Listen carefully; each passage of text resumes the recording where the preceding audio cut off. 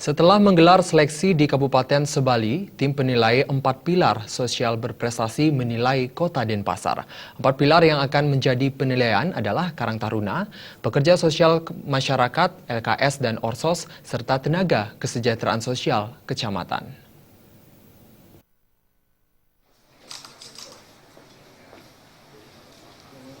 Pilar pertama yang dinilai adalah Karang Taruna, yang ditekankan dalam peran dan keterlibatannya membantu pemerintah dalam penanganan masalah sosial seperti masalah penanganan kebersihan lingkungan.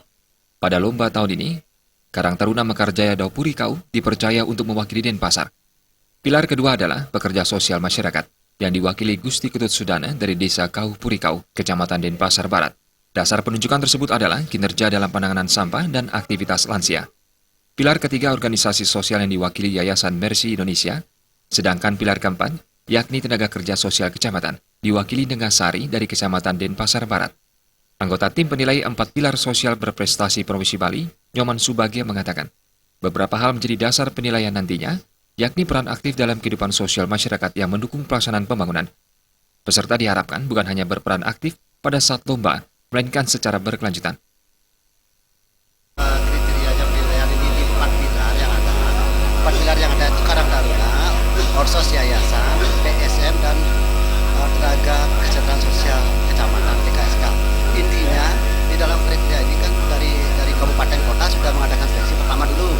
Setelah itu kita di tingkat provinsi mengadakan penilaian untuk hasil daripada yang ada di kota dan kabupaten kota. Ini untuk bagi ini kan sifatnya sosial sifatnya masalah sosial yang ditangani sama PSM, Karang Taruna, TKSK itu untuk mempercepat proses istilahnya mempercepat untuk penanganan masalah sosial yang ada di Provinsi Bali.